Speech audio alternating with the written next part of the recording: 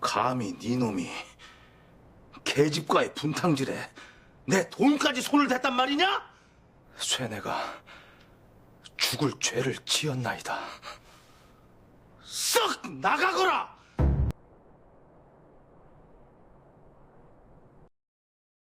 최인호 장편소설 상도 제1권 천하제일상 제5장 기사회생 제1화 1. 임상옥이 일생일대의 위기에 빠진 것은 연경에서 돌아온 직후의 일이었다. 이때의 고통을 임상옥은 가포집 서두에서 이렇게 고백을 시작하고 있다. 의주 남쪽 성곽의 아래에 거주하는 곳은 곧 대대로 조상들이 사시던 곳이었다. 6, 7세 때부터 외부의 스승에게 나아가 15세에 이르기까지 경서를 대충 섭렵하고 물리가 나게 되었다. 혹은 명사들을 쫓아다니고 혹은 사찰에서 공부하여 글을 읽은 것을 거의 스스로 해독하게 되었다. 시가 거의 스스로 이루어진 것은 꽃이 스스로 피며 달이 스스로 둥글게 되는 것과 같이 하루에는 하루의 공부가 있었고 한 달에는 한 달만큼의 효과가 있었다. 자신의 어릴 적 성장기를 이처럼 짤막한 고백으로 시작한 임상옥은 자서를 다음과 같이 이어가고 있다. 아, 이때에 이르러 부친께서는 연로하시고 가정에는 근심이 많았다. 올려보면 부모님을 보살필 길이 없었고 굽어보면 가솔들을 거느리고 기를 방법이 없었다. 장사를 하는 길만이 가족들을 먹여 살리는 지름길이라고 알게 된 것은 이때가 18세 나이에 이르러서였다. 이로부터 아버님을 따라서 연경을 출입하기 시작하였다. 그러다가 마침내 아버님께서 돌아가시는 비통함을 만났으니 하늘이 노래지고 눈물이 솟구쳤다. 그러나 일더미는 산과 같았고 가세는 완전히 기울어 앉아서 막을 수는 없었다. 그리하여 상복을 입은 몸이지만 또다시 계속 장사를 하게 되었다. 형제만은 전통적인 상가에 4대 장손으로 태어난 임상옥은 이처럼 암담했던 청년 시절을 고백하고 나서 다시 다음과 같이 절규하고 있다. 그러나 곧 돌림병이 돌아 갑술년에 첫째 동생이 상을 당하고 다시 기묘년에는 막내 동생이 죽음에 이르렀다. 동기간의 죽음이 쌓이고 드디어 혼자 남게 되니 이때의 일은 감히 말하기 어렵고 정황은 측량기 어려웠다. 몇 번을 죽으려 하였으나 뜻대로는 되지 않았고 이 무렵의 갓난신고는 이루 헤아릴 수가 없을 지경이었다. 임상옥 자신이 자영한 창화시들을 따로 모아 스스로 편집한 가포집은 일종의 시집이다. 그러므로 시집에 쓴 서문은 임상옥이 자신의 입을 빌려 고백한 짧은 자서전인 것이다. 임상옥의 자서전은 다음과 같이 이어지고 있다. 그러나 뜻밖의 생각지 않은 일로 기사회생하게 되었으니 이로부터 장사는 승승장구하였다. 짧은 자전적인 고백이지만 그 어디에도 비관적인 부분은 찾아볼 수 없다. 임상옥이 그 어떤 경우에도 낙천적인 밝은 성격을 갖고 있었음은 서문 전체에서 엿볼 수 있을 정도인 것이다. 그러나 단 한 부분에서만은 자신 스스로 몇 번을 죽으려 하였으나 뜻대로는 되지 않았고 이 무렵의 갓난신고는 이루 헤아릴 수 없을 지경이었다라고 고백하고 있다. 그렇다면 이 무렵 임상옥에게 다가온 측량할 수 없는 정황, 몇 번이고 죽으려 했었던 그 고통의 원인은 무엇이었던가? 그뿐인가? 임상옥은 바로 그 다음에 이같이 고백하고 있지 않은가? 그러나 뜻밖의 생각지 않은 일로 기사회생하게 되었으니 이로부터 장사는 승승장구하였다. 그렇다면 또 무엇이었던가? 스스로 죽으려고까지 절망하였던 청년 임상옥에게 다가온 기사회생은 무엇이었던가? 뜻밖의 생각지 않았던 기사회생의 그 기회는 마침내 임상옥에게 승승장구의 상황까지 가져다 주지 않았던가? 조선이 낳은 최고 최대의 무역왕 임상옥이 스스로 고백하였듯 자살을 생각했을 만큼의 갓난신고의 정체는 무엇이고 또한 그 뜻하지 않았던 기사회생은 도대체 무엇을 말하고 있는 것일까? 2절 1806년 순조 6년 그해 7월 의주의 문상 홍득주의 상점에 손님 하나가 찾아들었다. 행색으로 봐서 손님은 방금 청나라의 왕도인 영경을 다녀온 송상의 차림을 하고 있었다. 송상이라 함은 송도상인, 즉 개성상인을 가리키는 용어였다. 장사꾼들은 의주상인을 만상이라 부르고 개성상인을 사상이라 부르곤 했다. 의주상인과 개성상인들은 서로 밀접한 관계를 갖고 있어 의주상인들이 직접 중국을 드나드는 대청무역을 하고 있다면 개성상인들은 송방이라고 부르는 전국의 지점망을 통해 유통무역을 장악하고 있었다. 때문에 의주 상인들의 행색이 거칠고 난폭하다면 송도 상인들의 행색은 세련되고 깔끔하였다. 그들도 직접 중국까지 건너가 영경에서 인삼을 팔고 비단을 사다가 외국에 되파는 중개무역에 앞장서곤 하였다. 이들은 고려의 시조인 태조 때부터 국가에서 개장한 시전 상인들이었으며 자존심들이 대단하였다. 따라서 송상들은 은근히 의주 상인들을 무시하고 깔보고 있었지만 홍득주의 상점을 찾아온 송상은 정중한 예의를 갖추고 있었다. 홍득주와 만나 수인사를 나누고 나서 손님은 자신을 이렇게 소개하였다. 소인은 개성에 사는 상인 박종일로 방금 영경에서 돌아오는 길이나이다. 이렇게 자신의 신분을 밝힌 송상 박종일은 홍득주에게 갓을 하나 선물하였다. 당시 개성상인들은 귀한 손님들을 만나면 갓을 선물하는 버릇이 있었다. 원래 갓은 말의 갈기나 꼬리 같은 말총으로 만들어지고 있었으므로 주로 제주도에서 생산되었다. 제주도에서 생산되는 갓을 마미립이라 했는데 이 갓은 바다 건너 강진과 해남에 집산되어 전국으로 퍼져나가고 있었다. 이 갓을 매점하였던 조직이 바로 개성상인들이었던 것이다. 개성상인 박종일로부터 종립이라 불리는 제주 갓 하나를 선물받은 홍득주는 기분이 좋아서 물어 말하였다. 어르신께서 이 누추한 곳에 어인일로 행차하셨는지요? 소인이 찾아온 것은 장산일로 온 것이 아니라 사람 하나를 찾아왔소이다. 개성상인의 방문이라면 의의 상담으로 생각하고 있었던 홍득주는 사람을 찾아왔다는 말에 의아하였다. 사람을 찾아오셨다니요?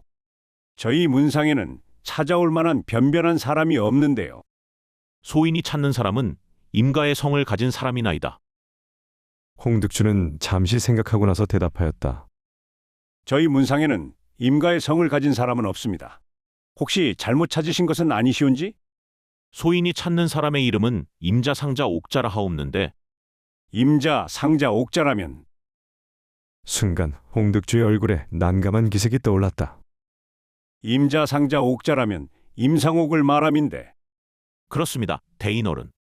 제가 찾아온 것은 바로 임상옥이란 사람을 만나기 위해서입니다.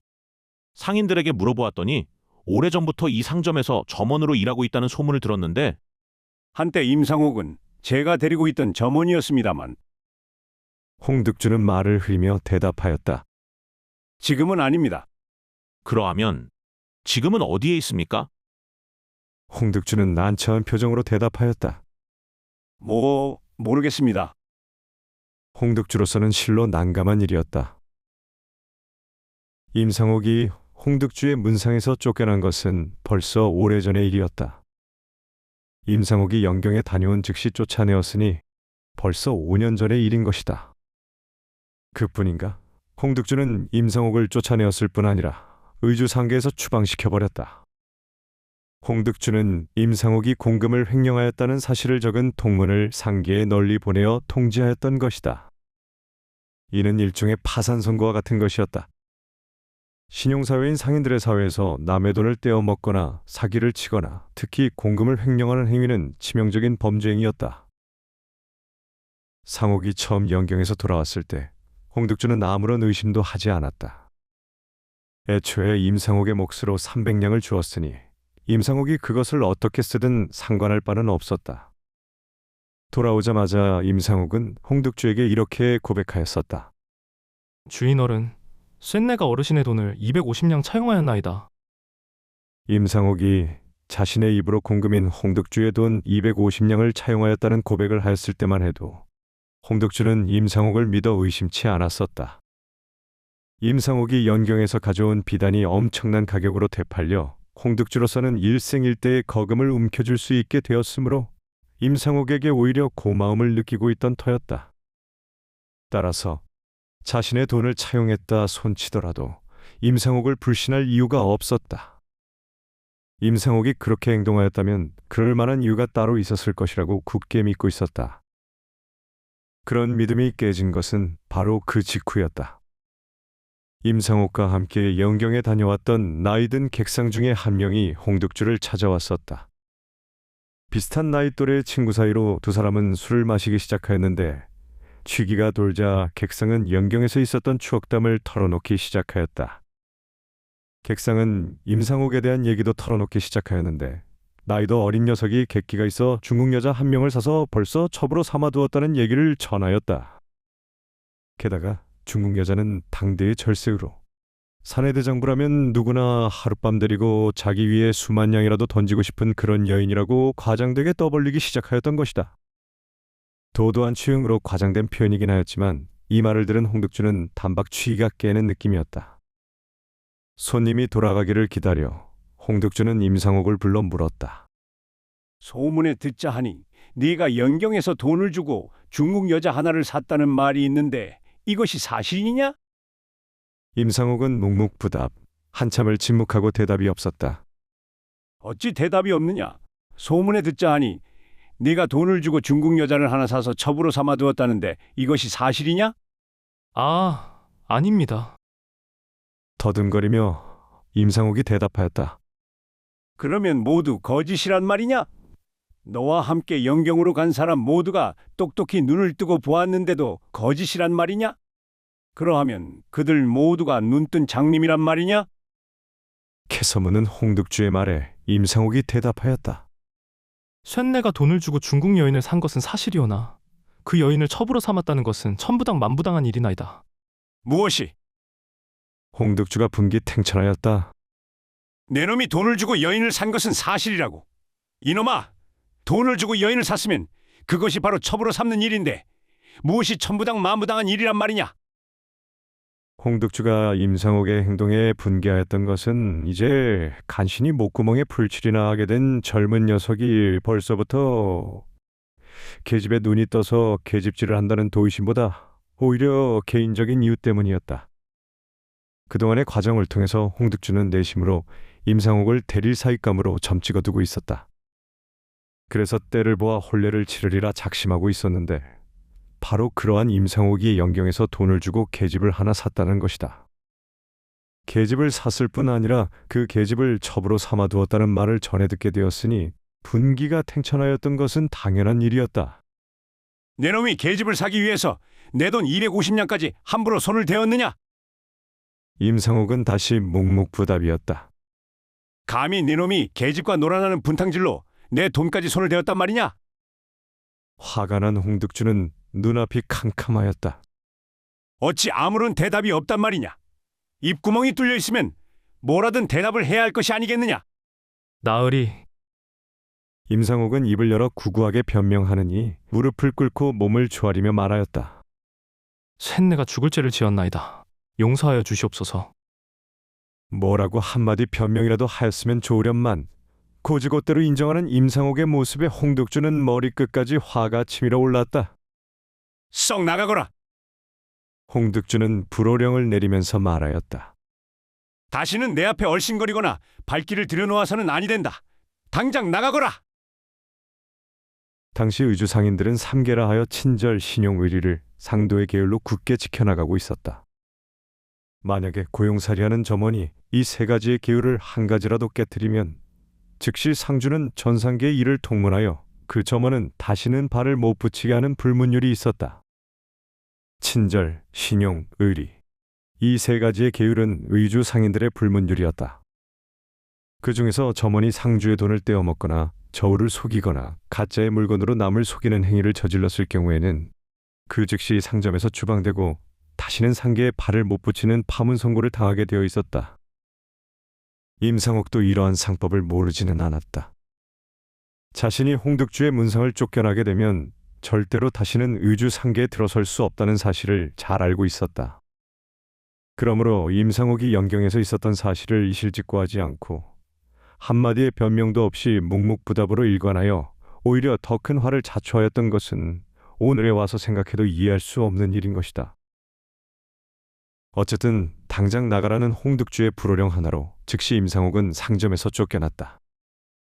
그의 상제와 뛰어난 중국어 실력을 아는 다른 문상들이 임상옥을 탐을 내었지만 홍득주가 즉시 자신의 수결이 서명된 통문을 돌렸으므로 그는 상인들의 사회에서 완전히 쫓겨나게 되었다. 그것이 벌써 4, 5년 전의 일로 그 일이 있은 뒤에는 임상옥에 대해 전혀 감감하였던 것이다. 그러하면 박대인께서는 제가 데리고 있던 임상옥이란 자를 만나러 오셨단 말입니까? 홍득주는 난감한 표정으로 박종일을 바라보았다. 그렇습니다. 어인일로 임상옥을 만나러 오셨습니까? 홍득주는 호기심이 나서 물어 말하였다. 그러자 박종일은 대답하였다. 그것은 본인을 만나기 전에는 그 누구에게도 말을 할 수 없는 일이나이다. 중요한 일이나이까? 아주 중요한 일이다마다요. 임상옥이란 사람 본인에게는 생명이 걸린 아주 중요한 일이나이다. 하오나 그자는 지금 이곳에 없습니다. 한때 데리고 있었습니다만 지금은 어디에 있는지도 모르겠습니다. 어인일로 내보내셨습니까? 내보낸 것이 아니라 홍득주는 내친 김에 말을 뱉어버렸다. 쫓아낸 것입니다. 쫓아내다니요? 제가 한 3년 데리고 있었는데 상제가 있어 곧 독립시켜주려 하였으나 알고 보니 손버릇이 나빠서 공금에 손을 대었습니다. 그래서 쫓아내버린 것입니다. 일단 말을 뱉어버리고 나서 홍득주는 넌지시 박종일에게 물어 말하였다. 혹시 임상옥이가 박대인에게도 무슨 손실이라도 입혔습니까? 그래서 그자를 찾고 계신 것이 아닙니까? 홍득주가 묻자 박종일은 손을 내저으며 황급히 말하였다. 천만에요. 그런 일로 만나자는 것은 아닙니다. 어쨌든 임상옥을 이제 이곳에서는 절대로 찾을 수가 없을 것입니다. 그렇습니까? 실망한 표정으로 일어서려던 박종일이 다시 홍득주를 바라보며 물었다. 좀 전에 말씀하시기를 알고 보니 손버릇이 나빠서 공금에 손을 대서 쫓아내버리셨다 하옵는데 그 공금이 얼마나 되는 것이었습니까? 큰 돈은 아니었습니다. 5년이 지난 지금에도 홍득주는 임상옥에 대한 반감이 사라지지 않고 있었다. 그러나 임상옥이 연경에서 계집질로 그 큰 돈을 날렸다는 말만큼은 처음 보는 사람에게 차마 할 수가 없었던 것이다. 그 공금이 얼마가 되는 돈입니까?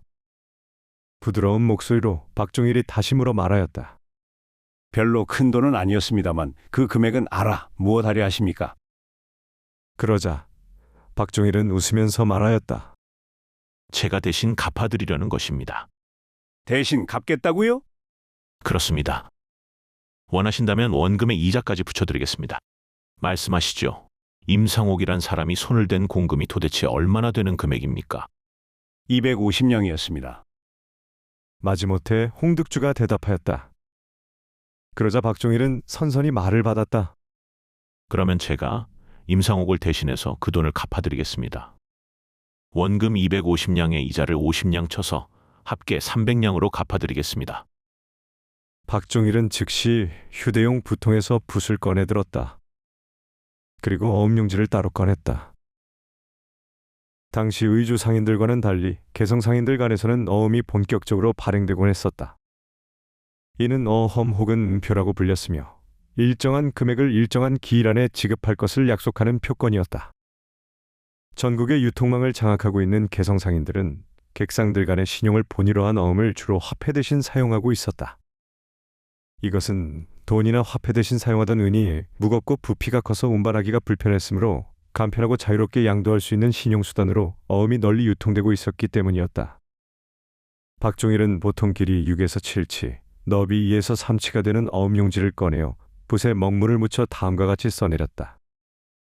전산백량 출급표. 용지 중간에 액수를 쓰고 나서 박종일은 어음의 오른쪽에 다음과 같이 날짜를 써내렸다. 7월 12일 개성상인 박종일. 보통 어음의 왼쪽에는 지급기일을 기입하였는데 박종일은 지급기일을 쓰지 않음으로써 언제든지 필요할 때 지급을 요구할 수 있는 특별 어음을 발행한 것이다. 그러고 나서 박종일은 지그재그 모양으로 그 어음의 한가운데를 잘라 두 조각으로 나누었다. 채무자인 박종일의 기명이 있는 쪽은 보통 남표라 하고 다른 한쪽은 여표라 하여 남표의 보유자가 지급을 요구하게 되면 채무자는 그가 보관하고 있던 여표와 맞춰보고 액면의 금액을 지불하는 전통적인 어음이었다. 박종일은 자신의 기명이 있는 남표를 홍득주에게 내주면서 말하였다. 언제든 필요하시면 액면의 금액을 지급해드리겠습니다. 홍득주는 믿을 수가 없었다. 개성 상인들이 발행하는 어음은 액면 그대로의 신용을 지니고 있다. 300냥이라면 절대로 적은 돈이 아니다. 아니, 그 돈이 크건 적건 값의 고하를 막론하고 박종일이 도대체 무슨 연유로 해서 수년 전에 내쫓아버린 임상옥의 빚을 스스로 대신 변제하여 주고 있는 것일까? 그뿐인가? 원금에다 충분한 이자까지 계산해서 대신 갚아주고 있지 않은가? 그날 저녁, 박종일은 임상옥의 빚을 대신 갚아주고 홍득주의 상점을 떠났다. 홍득주는 헤어지는 송상 박종일에게 다음과 같이 말하였다. 아마도 의주 성내에서는 임상옥을 만날 수가 없을 것입니다. 듣자 하니 남쪽 성곽 아랫마을에 임가성을 가진 사람들이 대대로 집성촌을 이루고 살고 있다 하오니 그곳에 가면 아마도 임상옥의 거처를 알 수 있을 것으로 생각되옵니다마는. 홍득주의 상점을 나온 박종일은 그 길로 시전들을 돌아다니며 임상옥의 행방을 수소문하여 보았다. 그러나 홍득주의 말대로 그의 행방은 묘연하였다. 하는 수 없이 박종일은 홍득주가 가르쳐준 대로 남쪽 성곽 아래쪽에 있는 임씨의 집성촌을 찾을 수밖에 없었다. 임상옥의 집안은 대대로 객상을 하던 전통적인 장사꾼의 집안이었으므로 남문 성곽 밖에서 집성촌을 이루며 살고 있던 임씨들도 대부분 사행을 따라다니며 잔심부름이나 하던 통인들이나 떠돌이 장사꾼들이 대부분이었다. 임상옥의 행방을 찾아 나선 박종일은 임가촌에서 뜻밖의 이야기를 듣게 되었다. 홍득주의 만상에서 쫓겨나온 임상옥은 다시는 의주상계에 발을 붙이지 못하였다. 나이든 노모와 어린 동생들을 거느린 임상옥은 생계가 막연해지자 행상으로 나설 수밖에 없었던 듯 보인다. 빗, 유기, 목기, 농기구 등의 수공업 제품이나 소금, 산삼 같은 지역 특산물을 지게에 메고 장이 서는 장문을 찾아다니며 물건을 파는 장돌뱅이로 전락해버릴 수밖에 없었다. 그뿐인가? 그의 어린 두 동생이 그만 돌림병이 돌아 갑술년에 첫째 동생이 먼저 숨져버리고 뒤이어 막내 동생마저 죽어버린 것이다. 아버지가 비참하게 최후를 마친 뒤 몇 해가 되지 않아 두 동생마저 전염병으로 삽시간에 목숨을 잃어버린 것이었다. 전염병에 걸려 죽었으므로 무덤자리조차 제대로 잡지 못하였다. 훗날 파헤쳐 정식으로 장례를 치르고 제대로 묘장을 하리라 생각하면서 임시로 죽은 시체들을 가만히로 둘둘 말아 남의 눈에 띄지 않는 야산에 파묻으면서 임상옥은 피눈물을 흘렸다. 압록강 물에 빠져 비명행사한 아버지와 감회장한 두 어린 동생의 시체를 파묻은 가묘 앞에서 임상옥은 통곡을 하여 울었다. 그에겐 아무런 희망도 없었다. 중국의 관문 산해관의 현판에 새겨진 천하제일관이라는 문구를 우러러보며 천하제일의 상인이 되겠다는 결심을 하였던 것도 한갓 꿈속의 일에 지나지 않은 것이었다. 천하제일의 상인은커녕 하루하루 살아가는 것도 힘든 일이었다. 임상옥은 나비처럼 압록강 물속에 스스로 몸을 던져 죽어버릴까도 생각하였다. 그러나 그럴 수는 없었다. 그에게는 봉양하여야 할 노모가 남아있었기 때문이다. 연이어 닥친 피부치들의 죽음으로 임상옥은 인생의 무상함을 절실하게 느끼게 되었다. 그는 어쩔 수 없이 또다시 등짐을 메고 장돌뱅이로 나섰지만 이미 마음은 세속을 떠나 있었다.